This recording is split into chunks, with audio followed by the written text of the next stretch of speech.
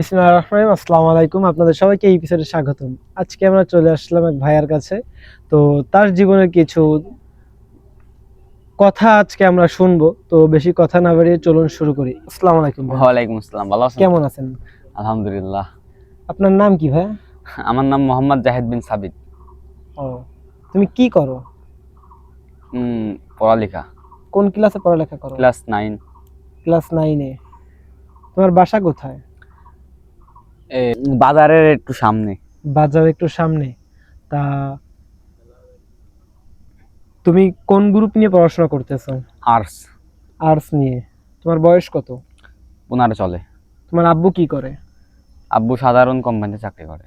কি কোম্পানিতে চাকরি করে? পাট গোডাউন। পাট গুডাউনে চাকরি করে। তোমার আম্মু কি করে? আম্মু ওই বাসায় টুকটাক কাজ কাম করে। ও, বাসার কাজ কাম। তোমরা কয় ভাই বোন? 2 ভাই। তুমি বড় না ছোট? আমি বড়। তোমার ছোট ভাইয়ের নাম কি? আবিদ হুসাইন। ও, সে কি করে? সে ক্লাস 1-এ পড়ে। ক্লাস 1-এ পড়ে। তা তুমি তোমার ই- মানে ভবিষ্যতে তোমার এমন কোন স্বপ্নকে তুমি বাস্তবায়ন করতে চাও, তা একটু যদি আমাদের কিছু বলতা সেই বিষয়ে, যে তোমার ভবিষ্যতে তোমার আমার স্বপ্নটা এই, আমি বড় হয়ে এই হতে চাই। কোন স্বপ্ন আছে এরকম? হ্যাঁ, বড় হয়ে সেনাবাহিনী চাকরি করার একটা ইচ্ছা আছে। সেনাবাহিনীর চাকরি করবা? তা বাংলাদেশের তো আরো অনেক চাকরি আছে, তা বাদে তুমি সেনাবাহিনীর চাকরি কেন করবা? ওইটাই আমার হচ্ছে গিয়ে একটা ছোট কাল ধরে মনে করেন আশা।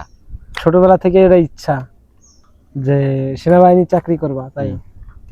ও, তা বাংলাদেশে তো আরো অনেক বাহিনী আছে, নৌবাহিনী আছে, বিমান বাহিনী আছে, বাংলাদেশ পুলিশ আছে। তা এত কিছু বাদে তুমি সেনাবাহিনীতে কেন আসবা? এটা একটু যদি বিস্তারিত বলতে আমাদের। সেনাবাহিনীরা মনে করেন দেশে মনে করেন একটা বিভিন্ন জায়গায় সেনাবাহিনীদের আছেন, ওদের ট্রেনিং প্রাপ্ত মনে করেন ওদের যেগুলো ট্রেনিং করা ওগুলো পছন্দ হয় আমাদের আর কি। ওই সেনাবাহিনীরা মানে হচ্ছে নাকি শুধু সেনাবাহিনী হওয়ারই স্বপ্ন? না, বড় হয়ে সেনাবাহিনীর স্বপ্নই আছে মানে ও, ওই আর আচ্ছা, তোমার বাবা নাকি কোম্পানিতে চাকরি করে, তোমার বাবা কোম্পানিতে চাকরি করে তোমাদের সংসার ঠিক মতন চালাইতে পারে? ওই উপর আল্লাহর পরে মানে চলে কোনো রকম ভাবে। মাসে 9,000 টাকা বেতন আর কিরাম ভাবে সংসার চলবে। হুম। তা তোমার জীবনের লক্ষ্য কি? তুমি কোন লক্ষ্যতে তুমি সামনে এগোচ্ছ? মানে তোমার জীবনে তুমি কোন দিক দিয়ে তুমি সামনে এগোচ্ছ? না আমি এইটা করব না ওইটা করব, তোমার একটা ডিসিশন আছে না? তুমি এখন বর্তমানে যেমন ঘুরে বেড়াচ্ছ, হুম। তাই এরকম কি লক্ষ্য নিয়ে তুমি আগাচ্ছ যদি বলতা? এই পড়ালেখার মাঝে কিছু খেলাধুলা, ওই মাঠে প্র্যাকটিস করা হয় ফুটবল। হ্যাঁ। ওই বিকালে স্কুল থেকে আইসা ভাত খেয়ে মাঠে যাই, মাঠে যেয়ে প্র্যাকটিস করে সন্ধ্যা আগে যান দিলে বাসায় এসে বই নিয়ে বসি। পড়ার পরে রাত 9টা পর্যন্ত পড়ি। পড়ার পরে আছে একটু তা বাসায় আব্বু আম্মুদের তুমি সাথে গল্প করি। কোন ক্লাস থেকে মানে সেনাবাহিনীর সঙ্গে হওয়ার স্বপ্নটা দেখছিলা? কোন ক্লাসে? ক্লাস 1 থেকে। ক্লাস 1 থেকে? তখন বুঝতা সেনাবাহিনী কি জিনিস? কিছু কিছু বুঝতাম। ও, আসলে বিষয়টা কিন্তু অনেক সুন্দর যে তার ইচ্ছা বাংলাদেশে এত এত বাহিনী থাকার পরেও, এত এত আইন শৃঙ্খলা বাহিনী থাকার পরেও সে সেনাবাহিনী কেন হতে চায়? কারণ সে চায় দেশের হয়ে ভালো কিছু করতে, সে চায় দেশের মান সম্মান এগুলা বাঁচাইতে, সে চায় যে না দেশের হয়ে কিছু করব, এইগুলাই সে চায়। হ্যাঁ, আর ছোটবেলার থেকেই তার স্বপ্ন সে নাকি সেনাবাহিনী হবে। তার মানে তোমার ফ্যামিলির কেউ কি সেনাবাহিনীতে আছে? হ্যাঁ, কে আছে? আমার নাজমুল চাচ্চু আছে। হ্যাঁ। তারপর আমার এক মামা আছে।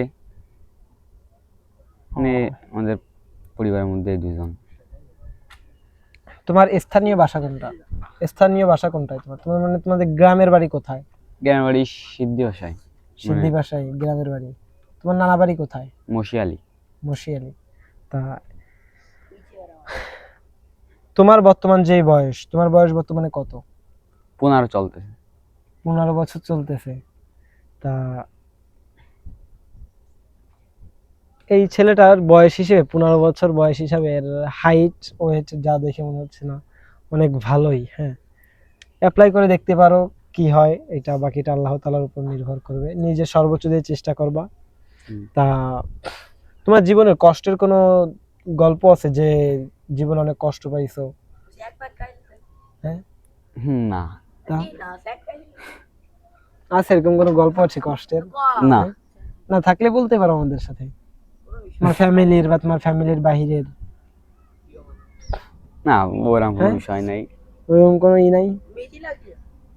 তা এই জীবনের কোনো কষ্টের গল্প না থাকলে তুমি কি এরকম হঠাৎ করে বড় হয়ে গিয়েছো? না এমন কোনো দিন তোমার মনে আছে যে দিন তুমি অনেক কষ্টে কাটাইছিলা, এমন কোনো দিন বা এমন কোনো রাত?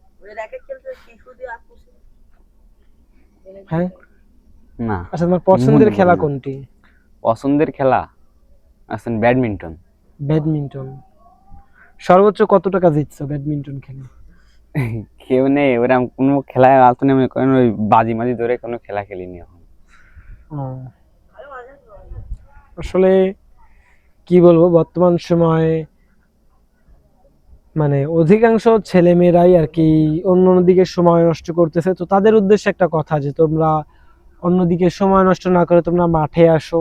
হ্যাঁ, মোবাইল চালানো অফ করো, তোমরা মাঠে আসো, মাঠে এসে হ্যাঁ অ্যাটলিস্ট কিছু হোক বা না হোক, মাঠে আসলে তোমার মন শরীর সবকিছু ভালো থাকবে। হ্যাঁ, আসলে মাঠে যদি একটা মানুষ মানে সবকিছু ছেড়ে যখন সে মাঠে আসে, তার কিন্তু তখন কি হয় যে সম্পূর্ণ টাইম তার সেন্স, মাথা, ব্রেন কখনো বাইরে কাজ করে না, তার সম্পূর্ণ মাথার ব্রেন কিন্তু সম্পূর্ণ এই মাঠের ভিতরেই চলে আসে। হ্যাঁ, ঠিক একটা মানে এত সুন্দর একটা নদীর পাড়ে একটা জায়গা, এখানে আসলে যেমন বাকি অন্য 10টা 15টা কাজ ভুলে থাকা যায়, ঠিক মাঠটাও ঠিক তেমন। হাজারো কষ্ট হাজারো বেদনা নিয়ে কেউ যদি ফুটবল মাঠে যায়, মানে যার যে খেলাটা পছন্দ সে যদি সেই খেলাটা করে, তাহলে কিন্তু তার সেই কষ্টটা আর সে বুঝতে পারে না, যে তার কিসের কষ্ট হচ্ছে, কি কষ্ট হচ্ছে, এগুলো সে বুঝতে পারে না। হ্যাঁ, আসলে বর্তমান সময় অধিকাংশ ছেলে মেয়ে মাদক, জুয়া, নেশা বিভিন্ন রকমের দিকে ঝুঁকে পড়েছে। তো তাদের উদ্দেশ্যে যে তোমরা এগুলা বাদ দাও, বাদ দিয়ে মাঠে আসো। হ্যাঁ, মাঠে আসলে তোমার শরীর ভালো থাকবে, মন ভালো থাকবে, তুমি নিজে সুস্থ থাকবা। হ্যাঁ, যদি তুমি সুস্থ থাকো তাহলে তোমার পরিবারও সুস্থ থাকবে। সুস্থ মন সুস্থ পরিবেশ। হ্যাঁ, একটা কথা যে আমাদের খুবই ভাবায়, যে আপনি যদি সুস্থ থাকেন আপনার পরিবারও সুস্থ থাকবে। তো আমরা আজকে আছি সিদ্ধিবাসা, অভয়নগর, যশোর। এখানে খুবই সুন্দর একটা নদীর পাড় দেখতে পারতেছেন। এখানে আসলে মানে নিজেরও পরানটা ভরে যায়, যে এত সুন্দর একটা জায়গায় আসছি ভিডিও করতে। মানে নিজের কাছে অনেক ভালোই লাগে, যে না হাজারো কাজ বাদ দিয়ে রেখে আমি এখানে ভিডিও করতে আসছি, নিজের কাছে অনেক ভালো লাগে। হ্যাঁ, তো কি বলবো, যে প্রত্যেকটা মানুষের জীবনে কিন্তু একটা খারাপ সময় ভালো সময় থাকে। হ্যাঁ, তো তার বয়স যেহেতু খুবই কম, তো সে এখনো সেই সময়টা পার করে নাই, খারাপ সময়টা সে এখনো পায়নি, বা খারাপ সময়টা এখনো পার করতে পারতেছে না, খুবই সামনে হয়তো বা সেটা আসবে। হ্যাঁ, তো বয়স হিসাবে ওর নাকি কোনো খারাপ কোনো দিক এখনো ভিতরে আসেনি। তো আমরা আশা করব যে সামনে এরকম কিছু না হোক। হ্যাঁ, যাতে তার জীবনটা সুস্থভাবে ভালোভাবে যাক, কারণ একটা ছেলে মানুষের জীবন কিন্তু এতটাও সহজ নয়, খুবই পরিশ্রম, কঠোর পরিশ্রম করে করে তাকে সফলতা পেতে হয়। হ্যাঁ, তো তোমার জন্য বেস্ট অফ লাক ভাইয়া, যে তোমার ইচ্ছা তুমি সেনাবাহিনীর চাকরি করবা। হ্যাঁ, তো তোমার জন্য আমার দোয়া ও ভালোবাসা রইলো, তুমি যাতে তোমার স্বপ্নটাকে বাস্তবায়ন করতে পারো, সেই হিসেবে তুমি পড়ালেখা করো। হ্যাঁ, একটু কিছু দেখাশোনা করো, যে না আমি পড়াশোনা করতেছি। হ্যাঁ, তা মনে করো যে তুমি যে আজকে এখন এই নদীর পাড়ে আসলা, তোমার কাছে কেমন লাগতেছে এটা? খুবই ভালো লাগতেছে এত সুন্দর একটা পরিবেশের ভিতরে আইসা। খুবই ভালো লাগতেছে। আসলে একটা কথা আছে না, যে পরিবেশ যদি, মন যদি ভালো থাকে, হ্যাঁ, তাহলে সবকিছুই পৃথিবীর ভালো থাকে। মন ভালো না থাকলে কোনো কিছুই ভালো থাকে না, এই কথাটা যেমন সত্য। হ্যাঁ, ঠিক আমাদের প্রত্যেকটা মানুষের জীবনেই এই গল্পটা একটা ঘটে থাকে। হ্যাঁ, যে অনেক সুন্দর সুন্দর, মন যদি ভালো না থাকে সে কোথাও গিয়ে ভালো মতন থাকতে পারে না, সে কোথাও গিয়ে কাজ কাম সুন্দর মতন, মন যদি কোথাও যদি স্থিরভাবে না থাকে, সে মানুষ কিন্তু কখনো কাজ কাম করতে পারে না, কাজের ভিতর আটকে থাকে, কাজের ভিতর বেঁধে থাকে। তো আজকের গল্পটা এই পর্যন্তই। সবাই ভালো থাকবেন, সুস্থ থাকবেন। ধন্যবাদ। আসসালামু আলাইকুম। দেখা হবে নেক্সট এপিসোডে। সবাইকে ধন্যবাদ।